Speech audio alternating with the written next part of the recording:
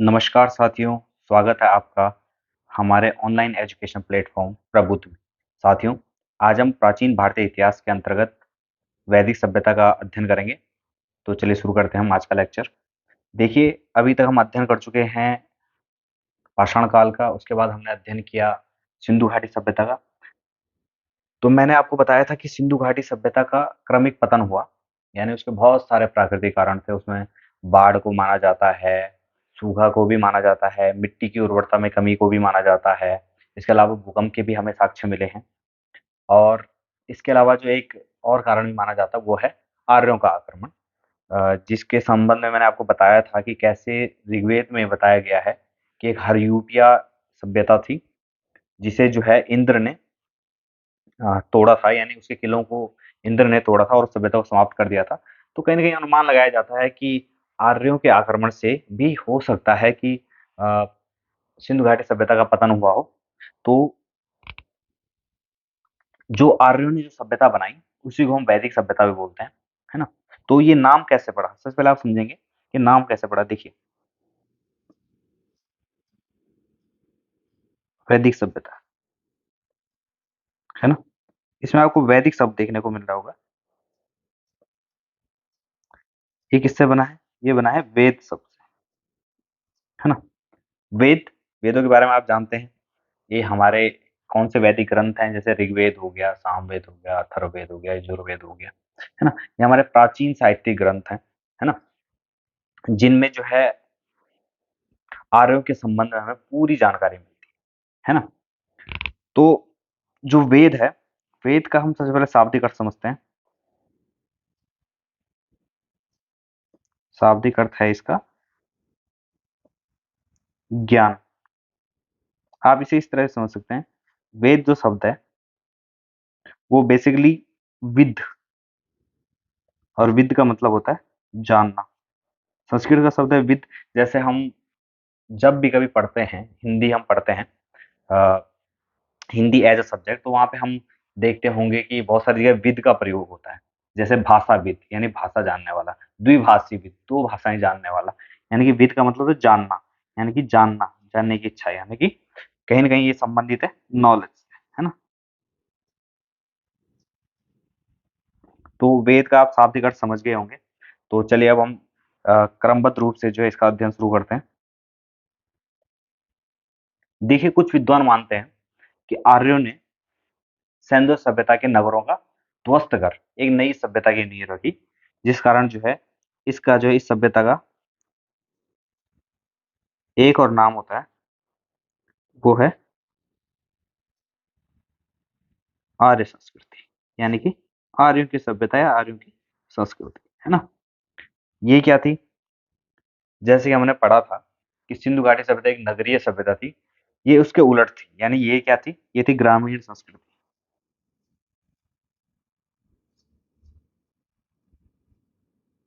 है ना? अब हम समझते हैं, देखो मैं बार-बार शब्द इस्तेमाल कर रहा हूँ आर्य। अब आर्य कौन थे? कहाँ से आए? क्या उन्होंने किया? अब हम इसके बारे में जानते हैं। तो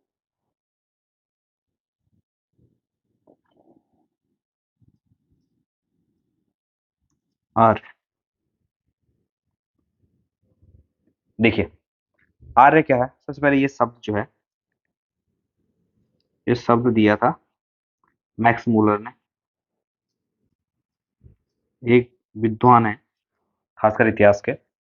इनका इनका नाम आपको बहुत सारी जगह देखने को मिलेगा, बहुत सारी जगह सुनने को मिलेगा, क्योंकि ये क्या थे, इन्होंने बहुत सारे इतिहास के संबंध में इनके वक्तव्य जो है सुप्रसिद्ध हैं, और लगभग लगभग इनकी जो बातें हैं वो सर्वमान्य भी हैं। तो मैक्स मूलर ने ये शब्द दिया था, आर्य शब्द, और उन्होंने ये दिया था एक ऐसे व्यक्ति के रूप में जो कि मतलब एक सभ्य व्यक्ति के रूप में उन्होंने, या एक उत्तम जाति के व्यक्ति के रूप में जो है इन्होंने इस शब्द का प्रयोग किया था। तो सर्वप्रथम ये शब्द दिया था मैक्स मूलर ने, है ना? इसका शाब्दिक अर्थ की बात कर लेते हैं, आर्य शब्द का शाब्दिक अर्थ।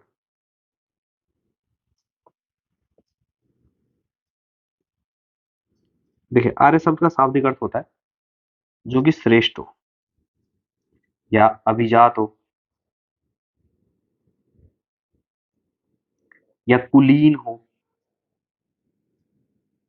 या उत्कृष्ट हो, ऐसा व्यक्ति जो श्रेष्ठ हो या फिर वो अभिजात हो या फिर कुलीन हो या उत्कृष्ट हो, इन सभी के लिए जो है हम आर्य शब्द का प्रयोग कर सकते हैं, है ना? ये लोग जो है, जो आर्य थे, ये भारोपीय भाषा वर्ग की श्रेष्ठ भाषाओं का प्रयोग करते थे, है ना? इसके अलावा अलग-अलग विद्वानों के अलग मत हैं कि ये कहाँ से आए, है ना? आर्यों के मूल निवास के संबंध में जो है, आर्यों के मूल निवास के संबंध में विचार, है ना? अलग-अलग इतिहासकार जो है अलग-अलग मानते हैं कि कोई कहता है कि ये मध्य एशिया से आए थे, कोई कहते हैं तिब्बत से आए थे, कोई कहता है उत्तरी ध्रुव से आए। तो हम महत्वपूर्ण लोगों के विचार लिख लेते हैं, जैसे कि मैक्स मूलर। मैक्स मूलर ने क्या कहा? देखिए, मैक्स मूलर के अनुसार ये लोग जो है मध्य एशिया से आए थे।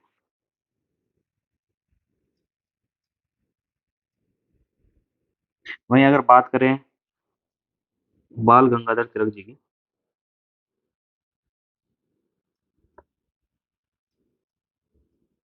तो तिलक जी ने बताया था कि ये उत्तरी ध्रुव से आए हैं, है ना? वहीं अगर हम बात करें दयानंद सरस्वती, तो दयानंद सरस्वती जी ने बताया था कि ये लोग आए थे तिब्बत से, है ना?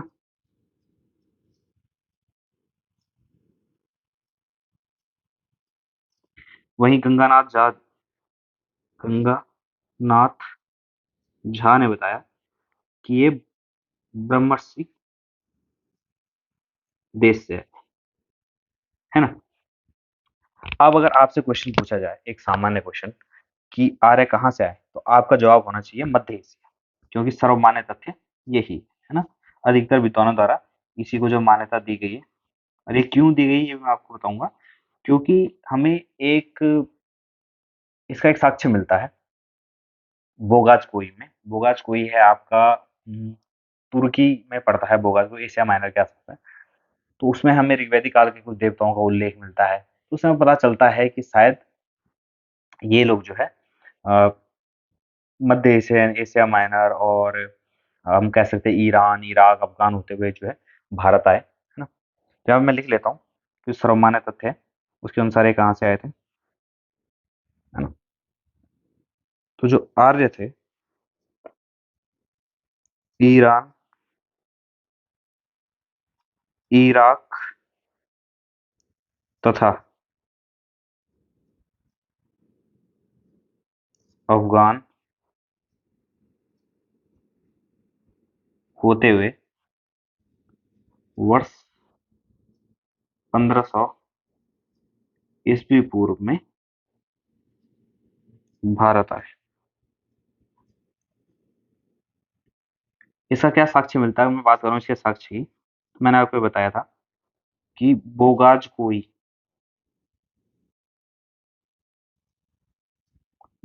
कोई का अभिलेख, ये है आपका एशिया माइनर में ये पड़ता है, वैसे तुर्की में पड़ता है ये,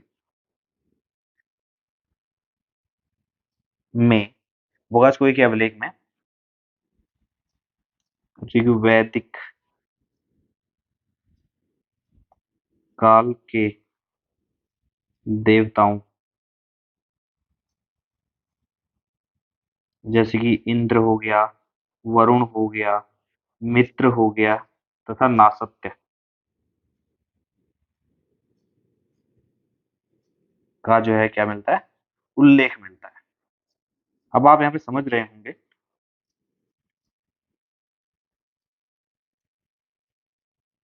कि जो एशिया है वहां भी किसी अभिलेख में चर्चा हो रही है इन चार देवताओं के बारे में, है ना? और ये चार देवता हमें कौन से हैं? अगर हम भारतीय इतिहास का अध्ययन करें तो ये हमें मिलते हैं ऋग्वेद के अंतर्गत, ये सारे देवता, है ना? जिससे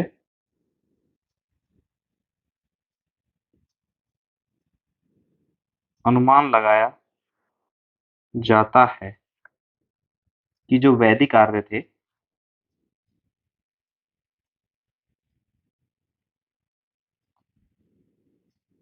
वैदिक आर्य ईरान से होकर भारत आए।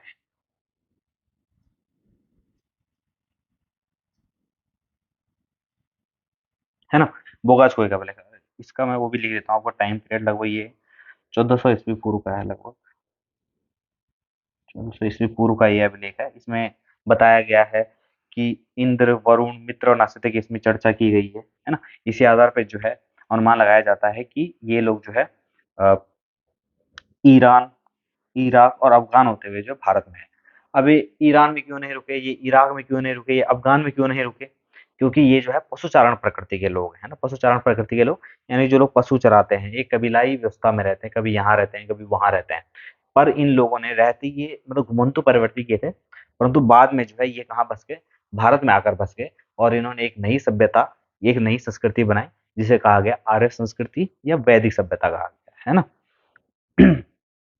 तो जब ये लोग यहाँ से होते हुए आए, तो इन्होंने अपना सबसे पहला अपना निवास स्थान कहाँ बनाया? इन्होंने बनाया सप्त सैंधव प्रदेश। सप्त सैंधव प्रदेश क्या है? ये 7 नदियों का, सिंधु और उसके साथ और भी 7 जो नदियाँ हैं, उसको जो है सप्त सैंधव प्रदेश कहा गया है। तो ये सर्वप्रथम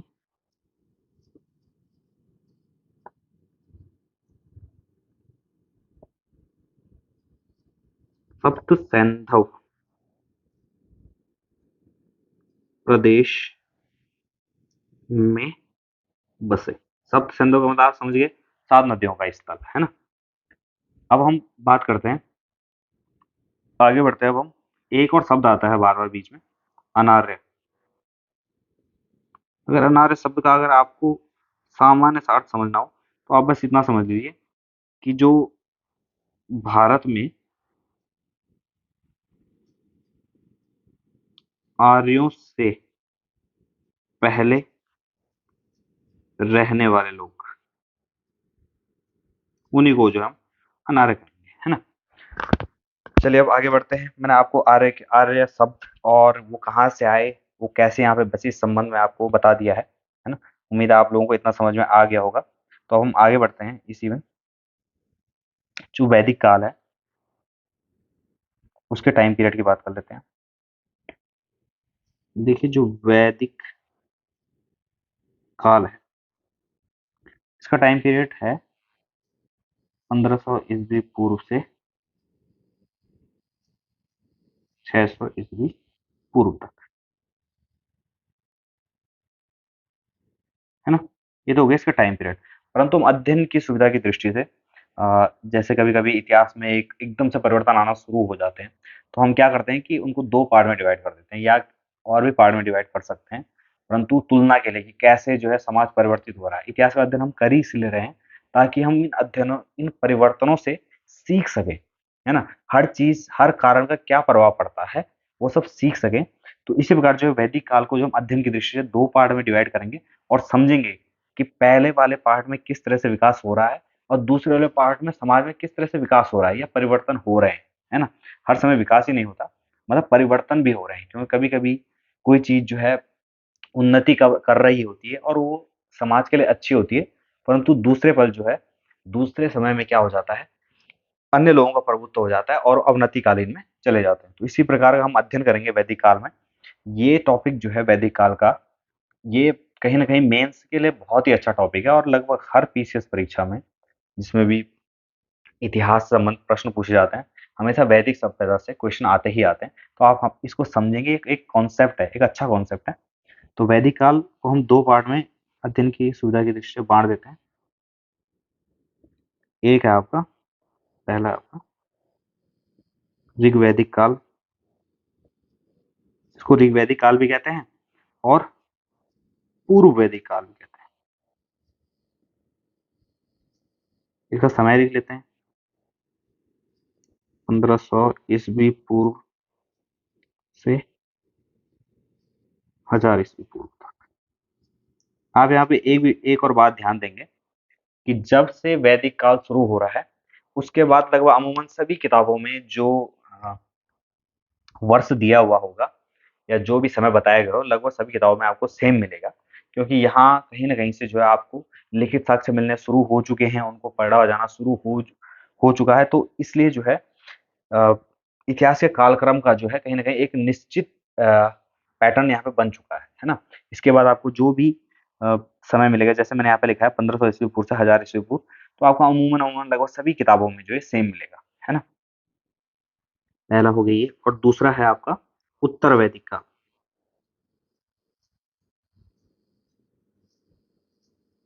है ना। ये है आपका 1000 ईस्वी पूर्व से 600 ईस्वी पूर्व तक। तो आज हम इन दोनों की चर्चा करेंगे। इसके अलावा जो है इन दोनों कालों में जो है वैदिक ग्रंथों की रचना हुई है, उनका मैं अलग से नेक्स्ट वीडियो में बताऊंगा, क्योंकि नहीं तो आप कंफ्यूज हो जाएंगे। तो हम समझेंगे इसमें सिर्फ इन दो पार्ट को, और इसमें जो साहित्य ग्रंथ लिखे गए हैं उनको जो हम अगले वाले लेक्चर में समझेंगे। तो पहला हम इसमें पॉइंट डाल देते हैं, ऋग्वैदिक काल या पूर्व वैदिक काल।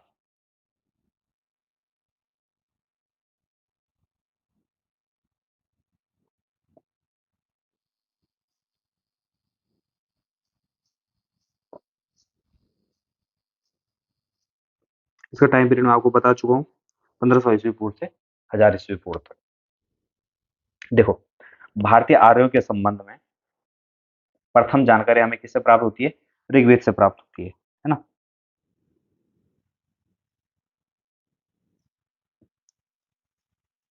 भारतीय आर्यों के संबंध में प्रथम जानकारी हमें किससे प्राप्त होती है? ऋग्वेद से, है ना। आप जानते हैं वेद जो है चार प्रकार के हैं, चार वेद हैं हमारे, ऋग्वेद, सामवेद, यजुर्वेद और अथर्ववेद। इनके बारे में बाद में अध्ययन करेंगे, इतना आप बेसिकली समझते ही हैं वेद, है ना। तो जो ऋग्वैदिक काल की जो जानकारी है वो कहीं न कहीं हमें पूर्णतः जो है किस पे आधारित है? ऋग्वेद ग्रंथ पर आधारित है। इसीलिए इस काल को ऋग्वेद काल, ऋग्वैदिक काल भी कहा गया है। और पूर्व वैदिक तो इसलिए कहते हैं क्योंकि वैदिक काल का ये पहला वाला खंड है ना। तो ऋग्वेद ऋग्वेद से हमें पहली जानकारी मिलती है इससे, है ना। नेक्स्ट पॉइंट, ये जो समाज था जब ये लोग आए, आर्य जब आए भारत में, तो ये कैसे थे? जनजातीय थे या कबायली समाज थे। मैंने आपको बताया था कि लोग घुमंतु प्रकृति टाइप के थे, पशुचारण प्रकृति के थे। ये लोग जो है ईरान, इराक होते हुए, अफगान होते हुए जो भारत में पहुंचे, है ना। तो ये लोग क्या है, एक जगह रुके नहीं, बस कभी इधर रहे, उसके बाद थोड़ा सा और आगे बढ़े, थोड़ा सा और आगे बढ़े, और लास्ट में आकर कहाँ बसते हैं? भारत में आके बसते हैं, है ना, सब सैंधव प्रदेश में। और आप ये भी ध्यान देंगे कि कोई भी सभ्यता होगी वो अमूमन जब विकसित होगी कहीं ना कहीं नदियों के किनारे विकसित होगी, है ना। जनजातीय या कबायली समाज, क्योंकि ये क्या थे? पशुचारण प्रकृति के थे। लिख देता हूँ यहाँ पे, पशुचारण प्रकृति के थे।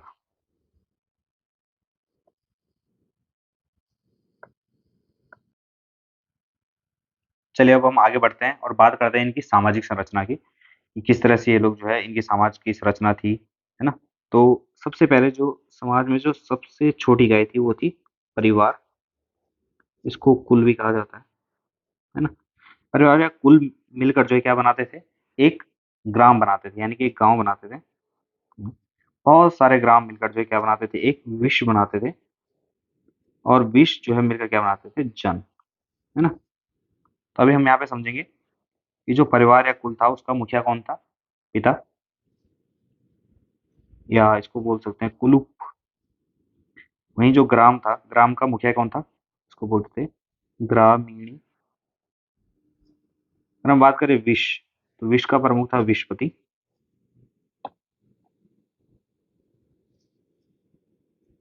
और जन का प्रमुख था राजा। ये कहीं कहीं गोप शब्द का भी इस्तेमाल होता है इसके लिए, तो आप इतना समझ लीजिए। ये होगी सबसे बड़ी इकाई और ये होगी सबसे छोटी इकाई, समाज की सबसे छोटी इकाई परिवार या कुल, और सबसे बड़ी इकाई जन होगी, है ना। इसके अलावा अन्य पदों का भी कुछ वर्णन मिल जाता है, जैसे कि अन्य पद हमें मिलते हैं इसमें, जैसे पुरोहित शब्द का हमें प्रयोग मिल जाता है, सेनानी शब्द का प्रयोग मिल जाता है। जैसे मैं आपको यहाँ बता दूं, यहाँ पे सेना नहीं थी, इस काल में जो है सेना नहीं थी, क्योंकि ये लोग उस टाइम संगठित हो ही रहे थे। सेना का मतलब ये था कि हाँ कुछ सैनिक हो गए, परंतु ऐसे स्थायी सेना नहीं थी, है ना। तो आगे बढ़ते हैं।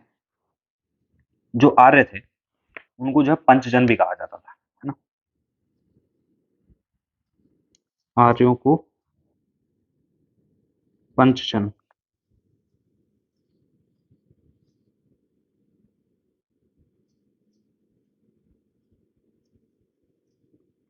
पंचजन मतलब क्योंकि इनके क्या थे, 5 कबीले थे, है ना? जन मैंने आपको बताया ना, राजा। जन का मतलब होता है राजा, यानी कि इनके 5 कबीले थे और इनके 5 राजा थे। तो ये पंचजन कौन थे? इनका भी आप नाम याद कर लीजिए, क्योंकि कभी-कभी क्वेश्चन में पूछ लेता है। तो एक अनु, दूसरा था आपका ध्रुव, त्रुहु, तीसरा था आपका पुरु, चौथा था आपका तुर्वस, पांचवा था आपका यदु। ये आर्यों के पंचजन है ना? जो आर्यों का समाज था, ये पितृसत्तात्मक समाज था।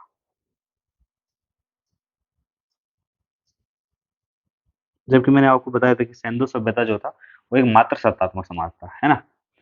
अब अगर हम आगे बढ़े,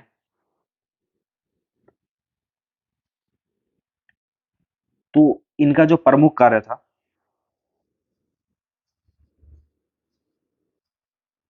वो था पशुपालन।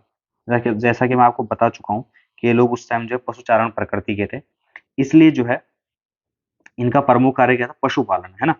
और दूसरा दूसरा प्रमुख कार्य क्या था इनका, वो था कृषि, है ना? जब ये प्रारंभ में आए थे। इसके अलावा इनकी जो है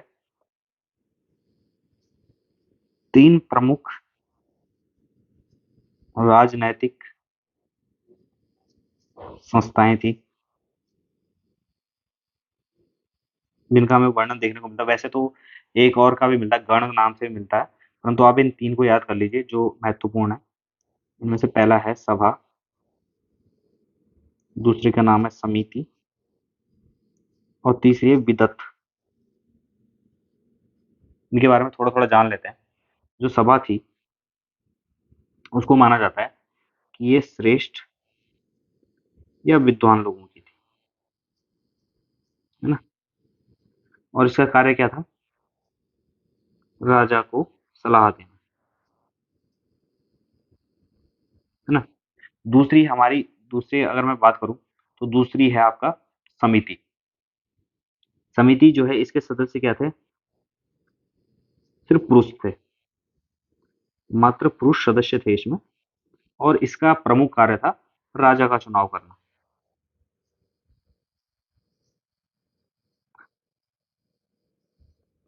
तीसरी थी विदत। विदत जो है, इसका वर्णन, इसके बारे में ज़्यादा कुछ खास पता नहीं चलता है, बस यही पता चलता है, ये सबसे प्राचीन संस्था थी, है ना? तो आपसे क्वेश्चन पूछ सकता है कि ऋग्वैदिक काल या वैदिक काल में सबसे प्राचीन संस्था कौन सी? तो आप उसका जवाब देंगे विदत, है ना? यहाँ पे आपको पता चल रहा होगा कि सभा और समिति और विदत, इन तीनों में से जो है सिर्फ समिति ही एक ऐसी है जिसमें जो है महिला का प्रवेश नहीं था, यानी कि ये सिर्फ पुरुषों के लिए थी। तो अब आप यहाँ पे एक पॉइंट और समझ सकते हैं कि महिलाएं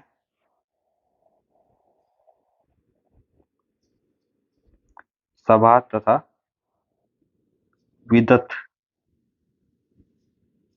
की सदस्य थी,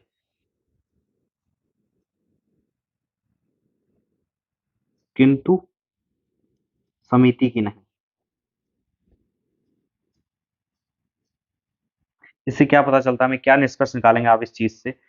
जिस जो समिति, जिसका कार्य क्या है, राजा का चुनाव करना, राजा का चुनाव कौन कर रही है? समिति कर रही है। बाकी अन्य कार्य जो सभा और विदत कर रहे हैं, तो उसका सदस्य होने की अनुमति नहीं थी महिलाओं को। तो इसका मतलब ये है कि महिलाओं को उस टाइम राजनैतिक अधिकार प्राप्त नहीं थे। ये हम इसका एक कंक्लूजन या निष्कर्ष निकाल सकते हैं, है ना? जब बात करते हैं आगे, स्त्रियों की बात करते हैं। स्त्रियों को शिक्षा का अधिकार था, उपनयन का अधिकार था, सभा समारोह में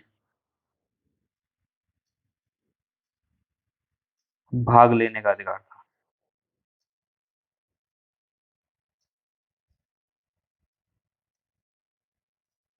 यानी कि स्त्रियों की जो स्थिति थी, वो अच्छी थी, है ना?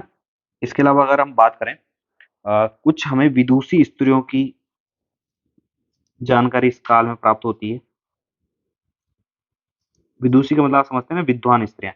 अगर हम विद्वान का पुल्लिंग करेंगे तो उसका जो है विद्वान जो एक पुल्लिंग शब्द है, अगर हम उसका स्त्रीलिंग करेंगे तो उसका अर्थ निकलेगा विदुषी, है ना? उसका अर्थ उसका शाब्दिक वो होगा विदुषी, है ना? तो विदुषी स्त्रियों की हमें जानकारी मिलती है। कुछ प्रमुख विदुषी स्त्रियों का मैं नाम लिख लेता हूँ यहाँ पे, जैसे कि कुछ फेमस हैं लोकमुद्रा, इसके अलावा है घोषा, अपाला, और भी हैं, तो ये कुछ इंपॉर्टेंट है। इसके अलावा अगर हम अगर आगे बात करें, कुछ स्त्रियां जो आजीवन जो है अविवाहित रहती थी, उनको कहते थे अमाजु। तो हम लिख सकते हैं कि आजीवन अविवाहित रहने वाली स्त्री, उसको कहते थे अमाजु। अक्सर ये क्वेश्चन आता है आपका प्रीलिम्स के क्वेश्चन में। इसके अलावा ऋग्वेद में जो है वर्ण शब्द का प्रयोग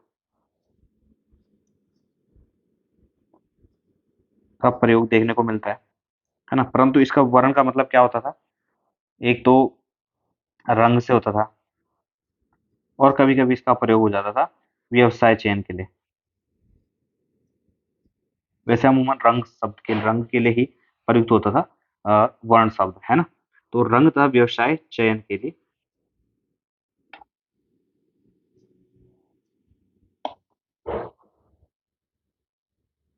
रंग में भी दो रंगों का वर्णन मिलता है, श्याम तथा गौर वर्ण। श्याम का मतलब आप समझते हैं काला, और गौर यानी कि सफेद, है ना? तो इन दो वर्णों का जो है प्रयोग होता है। अब बात करते हैं इस टाइम विवाह की। तो दो प्रकार के विवाह प्रचलित थे। दो प्रकार के विवाह, एक था उनमें अनुलोम विवाह और दूसरा था प्रतिलोम विवाह। हाँ, अनुलोम का मतलब क्या होता है? देखिए, उच्च वर्ण का कोई पुरुष है और उसकी शादी हो रही है निम्न वर्ण की स्त्री से, तो उसको बोलेंगे हम अनुलोम। प्रतिलोम यानी कि उल्टा विवाह, उसको बोलेंगे उच्च वर्ण की स्त्री होगी और पुरुष जो है निम्न वर्ण का होगा, तो उसको कहेंगे हम प्रतिलोम विवाह, है ना? उम्मीद है आपको इतना समझ में आ गया होगा। चलिए अब आगे बढ़ते हैं। निष्क शब्द का हमें उल्लेख मिलता है। कोई बोलता है कि ये एक गले का हार है ना? और कहीं कहीं वर्णन मिलता है कि ये क्या है, एक स्वर्ण आभूषण है। तो ये कोई भी कुछ भी हो सकता है इन दोनों में से, तो इसको आप याद रखिएगा। इसके अलावा जो है गाय की बात कर लेते हैं। सबसे महत्वपूर्ण पशु, है ना? और ऐसा क्यों है कि ये सबसे महत्वपूर्ण है? क्योंकि जो है ये क्या थी, वस्तु विनिमय का प्रमुख साधन थी, है ना? इसके अलावा जो इसे क्या माना जाता था, संपत्ति माना जाता था, संपत्ति माना जाता था गाय को, इसीलिए सबसे महत्वपूर्ण है। इसके अलावा इसका एक और अन्य नाम था, इसे कहा गया है अघन्या, न मारे जाने योग्य, यानी जो न मारे जाने योग्य उसको कहा जाता है अघन्य। तो गाय के लिए कौन सा शब्द का प्रयोग किया गया? अगन्ना, अघन्य, है ना? इसके बाद बात करते हैं दूसरा दूसरा महत्वपूर्ण दूसरा महत्वपूर्ण पशु था इस काल का, वो था घोड़ा।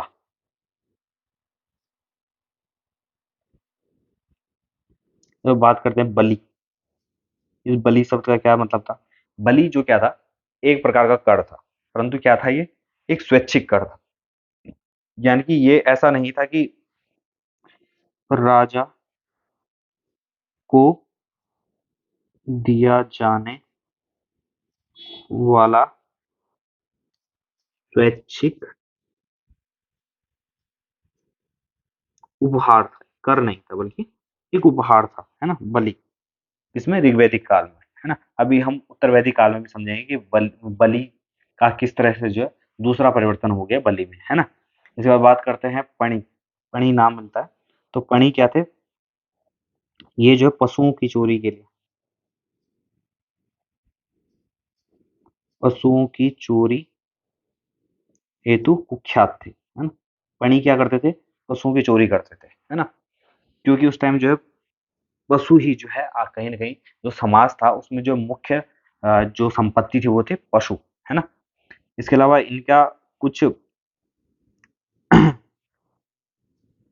आर्यों का जो है प्रिय पदार्थ की अगर मैं बात करूँ तो वो था सोमरस।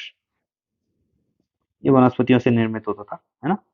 और इनके कुछ प्रमुख उद्योग भी थे उत्तर वैदिक काल में आर्यों के, सॉरी, ऋग्वैदिक काल में आर्यों के, वो था रथ एवं वस्त्र उद्योग, है ना? इसके अलावा अगर हम बात करें तो ऋग्वेद में फसल के रूप में जो है फसल के रूप में जो है एक शब्द का प्रयोग हुआ वो है यव। इसका सामान्य अर्थ वैसे हम किससे निकालते हैं? जौ से निकालते हैं। तो अगर आप बोलें कि यव शब्द का प्रयोग किस लिए हुआ तो फसल के लिए हुआ है, और अगर हम ज़्यादा डीप में जाएँ तो जौ जौ के लिए प्रयुक्त हुआ है ना? इसके अलावा इस काल की जो है जो धर्म था वो था प्रकृति आधारित। और हम ऐसा क्यों कह रहे हैं प्रकृति आधारित धर्म था? क्योंकि जो ऋग्वैदिक कालीन देवता है उनमें जो है किनकी महत्ता है? जो प्रकृति के देवता है ना? अभी हम इस चीज को समझेंगे। तो हम चर्चा करते हैं ऋग्वैदिक कालीन देवताओं के संबंध में, और इनकी जानकारी हमें कहाँ से मिलती है? ऋग्वेद से मिलती है ना? ये कहीं ना कहीं ये पूरा का पूरा जो काल है ये ऋग्वेद पर ही आधारित है ना? तो ऋग्वैदिक कालीन देवताओं की अगर बात करें हम तो ऋग्वेद में कुल देवता बताए गए हैं कितने? 33, है ना? देवता कितने प्रकार के हैं? 3 प्रकार के। 3 प्रकार में इनको बांटा गया है। कुछ है आकाश के देवता ना, कुछ है पृथ्वी के देवता, और कुछ है अंतरिक्ष के देवता। इस प्रकार हम आगे बढ़े तो इस काल के महत्वपूर्ण देवता की बात कर लेते हैं। तो सबसे महत्वपूर्ण है वो है इंद्र, है ना? इनके बारे में जो है ऋग्वेद में कितने श्लोक लिखे गए हैं? 250 श्लोक या सूक्त लिखे गए हैं, है ना? सबसे महत्वपूर्ण देवता है। इसके बाद दूसरे महत्वपूर्ण कौन से हैं? दूसरे महत्वपूर्ण देवता हैं आपके अग्नि। इनके बारे में लिखे गए हैं आपके 200 श्लोक। तो आप समझ ही रहे होंगे कि ये क्या है, प्रकृति आधारित धर्म क्यों था? क्योंकि ये पूजा कर रहे हैं किनकी? वर्षा के देवता की, आग के देवता की, है ना? तो इन देवताओं के कुछ कार्य भी समझ लेते हैं। जैसे कि आप बात करें अगर इंद्र की, तो इंद्र क्या थे? युद्ध व वर्षा के देवता, है ना? दूसरे अग्नि, अग्नि जो थे इनका कार्य था मनुष्य व देवताओं के बीच मध्यस्थता बनाए रखना।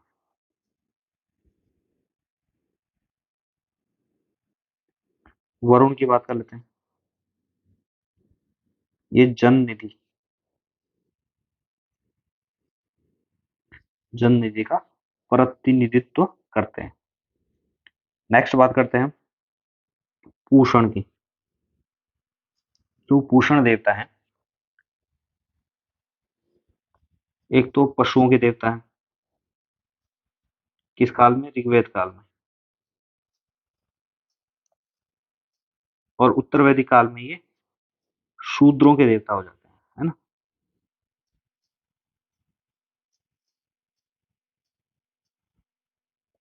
इसके अलावा एक और महत्वपूर्ण देवता है हम हमारे अदिति। ये जो है उषा है, अदिति है, ये सब देवियां हैं। तो इनको कहा जाता है, अदिति को कहा जाता है देवताओं की माता। इसके अलावा एक और देवता है रुद्र देवता, जो कि क्या है? विनाश के देवता है ना? इस काल में जो है आप एक और महत्वपूर्ण बात समझिए, यहाँ पे नोट करके लिख देता हूँ। इस काल में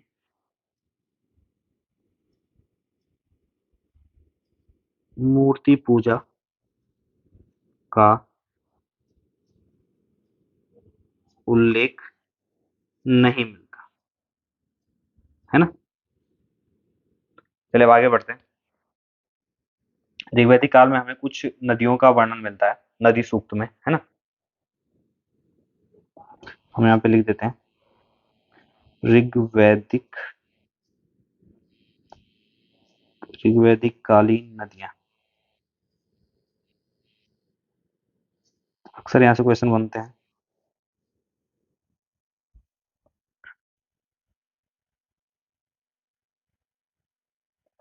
देखिए यहाँ पर जो है कुल मिलाकर 21 नदियों का वर्णन है ऋग्वेद में, नदी सूक्त के अंतर्गत।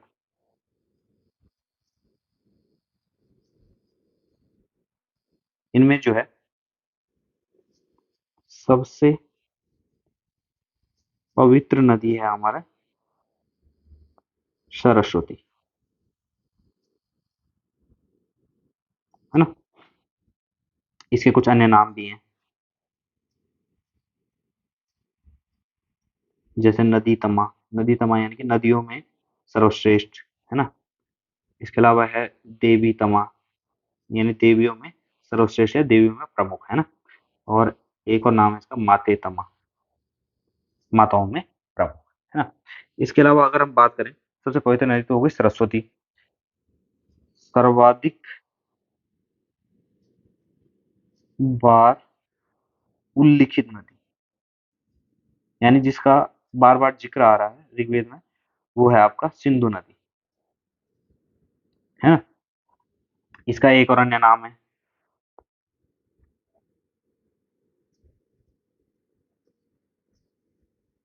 इसे कहा जाता है हिरण्य। हिरण्य हिरण्य क्यों कहा जाता है? क्योंकि इसका आर्थिक महत्व है, और हिरण्य का मतलब मैं आपको बता देता हूँ, हिरण्य का मतलब ऋग्वेद काल में सोने से मन लगाया जाता है। ठीक है, तो इसका अन्य नाम था हिरण्य, है ना। इसके अलावा जो है गंगा का उल्लेख हमें मिलता है ऋग्वेद में कितनी बार? एक बार। और यमुना नदी का वो मिलता है हमें 3 बार। तो मैंने आपको बता दिया है, यही था ऋग्वैदिक कालीन नदियों में। अब हम कुछ समझेंगे कि कुछ ऋग्वैदिक कालीन नदियां हैं जिनके वर्तमान में जो है नाम बदल चुके हैं, और अक्सर क्वेश्चन में पूछ लेता है कि ऋग्वैदिक कालीन इस नदी का आधुनिक नाम क्या है, या फिर आधुनिक नाम बता देगा और फिर क्वेश्चन पूछेगा कि इसका जो है ऋग्वैदिक नाम आप बताइए। तो हम उनके बारे में लिख लेते हैं। मैं यहाँ पे लिख लेता हूँ ऋग्वैदिक नदी, और यहाँ पे लिख देता हूँ मैं आधुनिक नाम। चलिए शुरू करते हैं अब हम। पहली नदी है अश्किनी। अश्किनी जो है प्राचीन नाम है, वर्तमान नाम है इसका चिनाव, जिसमें दुलहस्ती परियोजना भी चल रही है अभी, है ना। इसके अलावा बात करें हम विपाशा, इसका आधुनिक नाम है व्यास नदी। व्यास भी लिखते हैं कुछ लोग व्यास लिखते हैं। इसके अलावा एक और नदी है परुषणी, इसका आधुनिक नाम क्या है? रावी। इसी की नदी के तट पे क्या है? हड़प्पा स्थित है, मैंने आपको बताया हुआ था जब हमने सैंधव सभ्यता पढ़ा था। बात करते हैं वितस्ता की, इसका आधुनिक नाम है झेलम, है ना। इसके अलावा मैं बात करूंगा सदा नीरा, इसका नया नाम है आपका गंडक। सतुद्री नाम से स्पष्ट है, सतलज। सदा नीरा कहीं कहीं आपको जो है इसका नाम दृश्य द्वती भी मिलता है, तो इसका आधुनिक नाम है घग्गर। तो इतना आप याद रखेंगे, ये महत्वपूर्ण क्वेश्चन है। कभी कभी क्वेश्चन पूछ लेता है कि इस नदी का आधुनिक नाम बताइए, या इसका जो है ऋग्वैदिक नाम बताइए, तो आपको ये सब जो है याद होना चाहिए ना।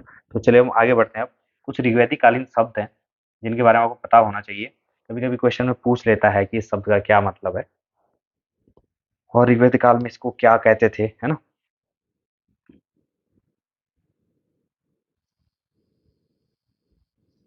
ऋग्वैदिक कालीन शब्द, ये महत्वपूर्ण है, ये सब कभी कभी पूछ लेता है। जैसे कि दुहिता, तो जो दुहिता शब्द है ये कहा गया है किसके लिए? पुत्री के लिए, है ना। इसके अलावा जो है, जो शब्द है हिरण्य, मैंने आपको बताया था, हिरण्य, सिंधु नदी को कहते हैं हिरण्य, तो इसका अर्थ है स्वर्ण, ठीक है। भिषज, भिषज किसको बोलते थे? वैद्य को।